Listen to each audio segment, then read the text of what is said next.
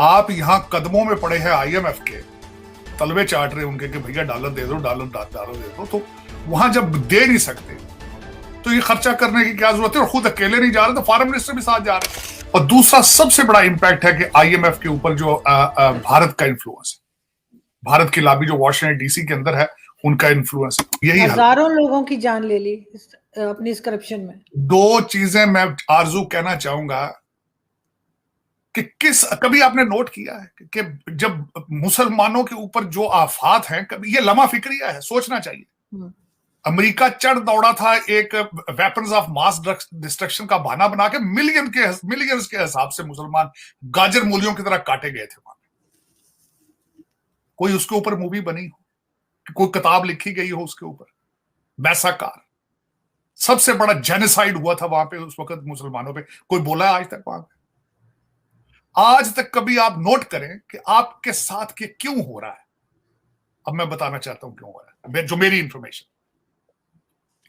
एक मजहब जिसका नाम इस्लाम है, उसका मतलब है सलामती। हर मुसलमान जब किसी दूसरे को मिलता है, चाहे नॉन मुस्लिम, उसको कहता हूं अस्सलामु अलैकुम, सलामती की दुआ देता है। फिर मस्जिदों में बम मारता है, जिनको सलाम कहता है उनके कमर में छुरा मारता है। और जिस मजहब का नाम इकरा से शुरू, जिसकी किताब शुरू थी इकरा, पढ़ो, और दुनिया की जाहिल तरीन कौम है, जाहिल तरीन कौम, तो फिर देखें कीड़ियों की तरह मर रहे, चींटियों की तरह मर रहे, जिस तरह चींटियां मर रही।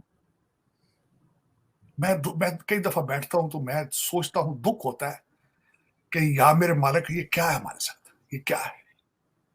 शायद कई दफा सोचता हूं शायद उन्होंने दुनिया में जुल्म ही बहुत ज्यादा किए, बहुत ज्यादा जुल्म किए। 1800 गोरा आया था, पूरे यूनाइटेड इंडिया को रूल कर गया। मैं इसी के बारे में तनाजर से बोल रहा था अगले दिन। 12,000 मंगोल आए थे, जिनकी वजह से आरजू आज आप भी मुसलमान है, मैं भी मुसलमान। Mongol 12,000, Babur type, Chinese type वो लोग थे, उनकी वजह से मुसलमान। अब उन्होंने उनको, आपको या तो उन्होंने मार मार के मुसलमान किया है, या आपको कोई लालच दे के किया है, क्या किया ये आपको चाहिए कि खुद ढूंढें, वरना देखें ना। अब इसके अलावा क्या था आपके पास? तबलीग तो नहीं की ना उन्होंने, मंगोलियन आगे तबलीग करते रहेंगे आप। उनके हरम में 300-300 औरतें होती थी भाई, उनके हरम में 300-300 और सारे वाइन ड्रिंकर थे, सारे वाइन पीते थे भाई, सारे मुगल, सारे ये जो मंगोलियन थे। 300-300 औरतें हरम में होती थी, तो वो तबलीग करते रहे आपके ऊपर, यहाँ पे आके भी आपको बताएं, और इस्लाम बताते हैं। दो ही तरीके थे, या लालच दिया या मारा आपको उन्होंने। लेकिन ये कि दुख हुआ है कि जिस तरीके से मर रहे हैं यहाँ पे, और कोई पुरसाने हाल नहीं। दुख, जितना दुख करें कम है, लेकिन ये कि काश काश लोग इस्लाम को समझें। काश इतना खूबसूरत मजहब जिसका नाम ही सलामती है, वो कैसे आपको प्रीच कर सकता है कि एक दूसरे के गले काटो? किस तरह कर सकता है? मैं नहीं मानता। लेकिन सर लोग कहते हैं कुरान में लिखा है कि जहाँ पे कोई नॉन मुस्लिम हो उसको मार दो, और यहूदी को ढूंढ ढूंढ के पत्थर के पीछे छुपाओ, झाड़ के पीछे छुपाओ, वहां से निकाल के मार दो। नहीं, ऐसी बात नहीं, ऐसी बात। मैं मिसाल दूंगा, हजरत अली किसी की छाती पे चढ़ के बैठे थे, तो नीचे से उसने थूक दिया था, तो वो नीचे उतर गए थे। उन्होंने कहा now it's a personal matter. और दूसरा मैं ये जरूर कहूंगा आरजू के लोगों ने हमेशा मजहब को अपनी मर्जी के हिसाब से ट्विस्ट किया है।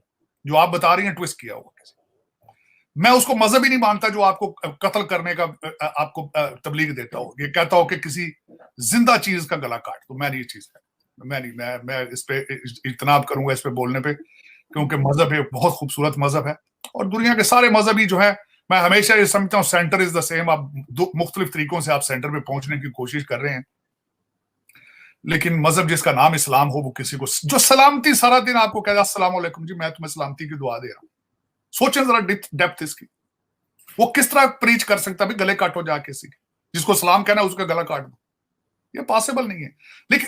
लेकिन ये सोचिएगा इस पॉइंट पे। बल्कि मैं जितने मेरे भाई दोस्त इस वक्त देख रहे हैं, बिलखसूस जो मुसलमान हैं, मैं उनको सोचूंगा, ये लम्हा फिक्री है, क्या बात है कि जब भी मरते हो आप हजारों के लाखों के हिसाब से मर रहे हो, और दुनिया की सेहत पे असर ही कोई नहीं। अपने सिस्टम ठीक क्यों नहीं करते हो? इंग्लिश और मैथ पढ़ के सिस्टम क्रिएट क्यों नहीं करते हो? क्यों 21st सेंचुरी में कहते हो हमने जिहाद करना? किसके खिलाफ जिहाद करना है? जहालत के खिलाफ जिहाद करो,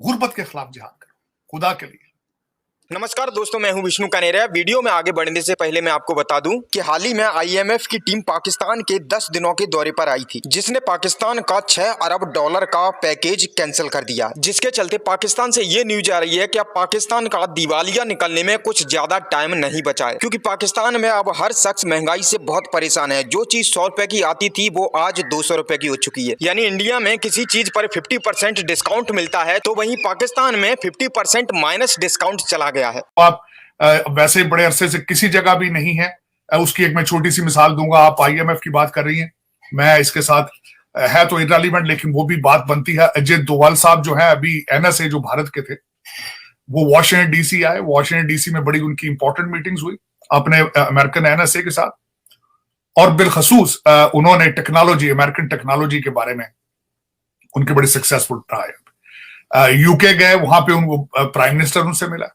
उसके बाद देखें वो he went to Russia and he went to the he met Putin. दूसरी तरफ आप कह रहे हैं कि आईएमएफ आपका एनएसए मौजूद नहीं है इस वक्त, आपका you don't have any NSA. और जिस खूबसूरती के साथ आपने रशिया जाने में, अफगानिस्तान समिट में शामिल होने से इनकार कर दिया, और जो मैडम जहरा बलोच है आपकी फॉरेन मिनिस्ट्री की, उन्होंने उनसे जवाब भी नहीं दे पाई, वो जवाब नहीं दे पाई। लेकिन यहां पे वॉशिंगटन डीसी में जो उसका उन्होंने अपना कंक्लूजन निकाला है कि आप वहां पे नहीं गए सिर्फ 2 वजूहात से। एक तो भारत की वजह से आप नहीं गए वहां पे, आपने हमेशा वो करना होता है जो भारत करे, आपने उसका अपोजिट करना होता है, एक ये वजह थी। और दूसरी वजह है क्योंकि आपकी आईएमएफ की अप्रूवल अभी वॉशिंगटन डीसी से होनी है, तो आप उनको नाराज नहीं करना चाहते। लेकिन दर हकीकत अगर देखा जाए तो इस वक्त आईएमएफ ये आपको पैसे देंगे, जिंदा रखेंगे, क्योंकि आपके बॉर्डर बड़े इंपॉर्टेंट ममालिक के साथ मिलते हैं, और you are the atomic power, तो मैं नहीं कहूंगा, यू हैव एटॉमिक। तो उसमें सिर्फ इस वजूहात की वजह से they will give you something, not to completely go out of business, लेकिन you are not doing anything to stay in business. उसकी वजह यह है, अभी तक मैंने 2-3 अल्फाज किसी भी स्टेक होल्डर के मुंह से नहीं सुना कि आईएमएफ के बाद हम क्या करेंगे, हमारे पास कौन सा रोड मैप है कि हम दोबारा हमें आईएमएफ के पास ना आना पड़े। किसी इंसान, किसी जी शऊर आदमी, जितने आपके ऑक्सफोर्ड और हार्वर्ड ग्रेजुएट ने, किसी के मुंह से मैंने 2 अल्फाज नहीं सुने। आज मैं जो एक वैसे आपके साथ अजरा मजाक एक बात करना चाह रहा हूं। आज मैंने एक ट्वीट किया है कि हमारे अफगानिस्तान के जो उनके फाइनेंस मिनिस्टर हैं, बदरी साहब, मुल्ला बदरी साहब उनका नाम है, मुल्ला हदायतुल्लाह बदरी, इस वक्त अफगानी करेंसी $1 की 89, और दूसरी साइड पे आपकी $1 की 272 या 71। करने वाले कौन है? मेजॉरिटी पीएचडी, शौकत तरीन साहब, उसके बाद रजा बाकर साहब, उसके बाद आपके शबर जैदी साहब, उसके बाद इसहाक डार साहब, उसके बाद असद उमर साहब। और मैंने उसके नीचे लिखा था कि इन सबको जाके तालिबान इंस्टीट्यूट ऑफ इकोनॉमिक्स में क्लासें लेनी चाहिए। मेरा मकसद है कि एक मजाक भी, एक मजाकन भी, मैं कभी इस हालात पे कभी हंसता हूं, कभी रोता हूं। ये हालात कि आज अफगानिस्तान तालिबान, जिनको आपने मदरसों में पढ़ाया है, जिनका मैंने नाम लिया है, हफीज शेख साहब का, ये सारे, ये तो सिल्वर स्पून लेकर, गोल्डन स्पून लेकर पैदा हुए थे भाई आईवी लीग स्कूलों में।